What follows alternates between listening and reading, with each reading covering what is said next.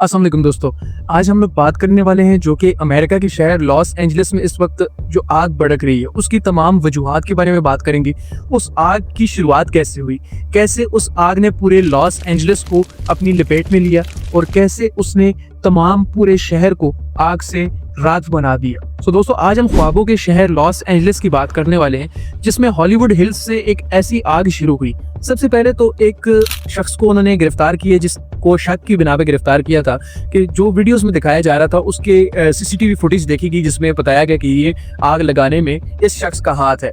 उसको गिरफ्तार किया गया लेकिन बाद में उसको रिहा कर दिया गया। फिर एक बच्चे को गिरफ्तार किया गया कि जिसके ऊपर ये इल्जाम था कि ये आग इसने लगाई है, लेकिन उसको भी बिलाखिर छोड़ दिया गया। लेकिन ये आग लगी कैसे, इसके पीछे कौन सी ऐसी चीजें थी, कौन सी ऐसी ताकतें थी जिन्होंने ये आग लगाई और कैसे अमेरिका को डिस्टेबलाइज करने की कोशिश की गई, या इस आग को मार्केट को, ट्रेडिंग की मार्केट को डाउन करने के लिए, क्रिप्टो करेंसी को डाउन करने के लिए ये आग लगाई गई। आज इस तमाम चीजों के बारे में हम लोग बात करेंगे।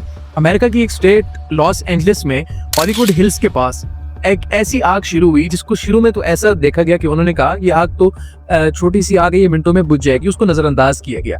लेकिन कहानी वहां से शुरू हुई जब वहां से हवा का जो रुख है वो स्टार्ट हुआ। हवा ने उस आग को ऐसा भड़काया कि उसकी चिंगारियां दूर दराज तक जाती रहीं और पूरे शहर को उसने अपनी लपेट में ले लिया। और वो आग ऐसे बेकाबू हुई कि फायर फाइटिंग टीम जो थी वो मौके पर पहुंची, लेकिन उनके काबू से भी काम सारा बाहर हो चुका था।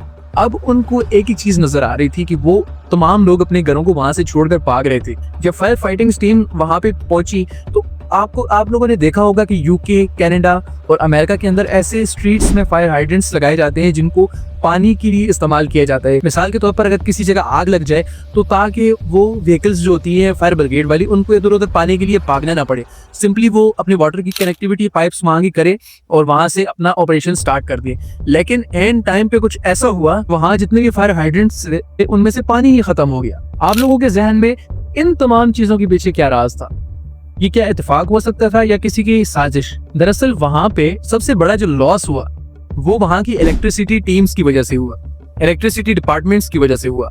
जब आग वहां पे भड़कना स्टार्ट हुई तो वहां की इलेक्ट्रिकल कंपनीज जितनी भी थी उन्होंने अपनी पावर्स को शट डाउन कर दिया, जिसकी वजह से वो फायर हाइड्रेंट्स जितने भी थे वो इलेक्ट्रिक सपोर्ट फायर हाइड्रेंट्स थे, उनको पावर मिलना बंद हो गई, तो लिहाजा उनके सेंसर्स काम करना छोड़ गए। तो वहां पे फायर हाइड्रेंट्स में पानी खत्म हो गया। तो वहां पे ऐसी सूरत कोई नहीं बन सकती थी, सिर्फ एक ही हल रह गया था कि एरियल फायर फाइटिंग की जाए।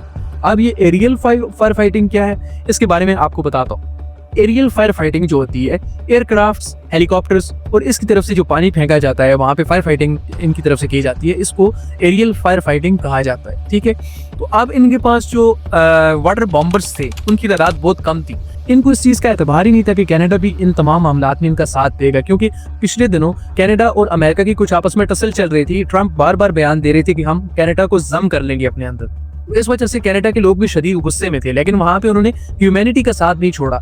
वहां पे उन्होंने क्या किया कि अपनी फायर फाइटिंग टीम्स भेजी और वाटर बॉम्बर्स जो थे कनाडा के पास बहुत ज्यादा तादाद में थे, तो उन्होंने वहां से अपने वाटर बॉम्बर्स भेजे ताकि वो वहां पे उनकी मदद कर सके, उनकी तमाम फायर फाइटिंग में उनकी हेल्प कर सके। तो वहां पे 50 के करीब फायर फाइटिंग बॉम्बर्स जो थे वो भेजे गए और उसके बाद मैक्सिकन टीम्स आई जिन्होंने उनकी ताकत में भरपूर इजाफा किया। अब उनको सबसे बड़ी मुश्किलात ये थी कि एयरक्राफ्ट्स में पानी खत्म हो जाता था तो उनको जाना पड़ता था समंदर पर। अब आप टेक्नोलॉजी का अंदाजा लगाएं कि वो जो वाटर बॉम्बर्स थे, कैनेडियन वाटर बॉम्बर्स, जब वो पानी की सरफेस पर लैंड करते थे तो विद इन 0.5 सेकेंड्स उनके टैंकर फुल हो जाते थे। तो इसमें उनको सबसे ज्यादा आसानी ये रही कि वहां पे समंदर करीब था तो उन्होंने पानी वहां से ले जाके वहां पे फेंक रहे थे और उसमें उन्होंने ऐसे, आप लोगों ने वीडियोस के अंदर देखा होगा, रेड कलर का लिक्विड उन्होंने फेंका पानी के अंदर मिला के। वो बेसिकली वो केमिकल है जो फायर एक्सटिंग्विशर्स जो होते हैं उनके अंदर यूज किया जाता है, जो कि आग को बुझाने में करामत साबित होता है। हर गली मोहल्ले में आग पहुंच चुकी थी। वहां पे मशहूर सेलिब्रिटीज के भी घर जल गए बॉलीवुड हिल्स पे, जिनपे नोरा फतेही जो बॉलीवुड डांसर है उनका भी मेंशन था, जो कि आग ने अपनी लपेट में लिया और वो जलकर राख हो गया।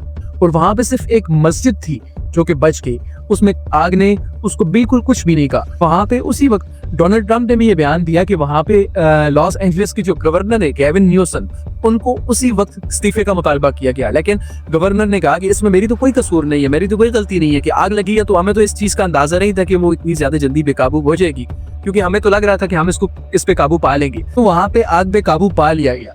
So guys, this was the video. I hope you really enjoyed this video. आपको क्या लगता है कि इस आग को लगाने में किसका सबसे ज्यादा हाथ है? कौन था जो अमेरिका को डिस्टेबलाइज देखना चाहता था? या ये कुदरत की तरफ से एक वार्निंग थी अमेरिका के लिए?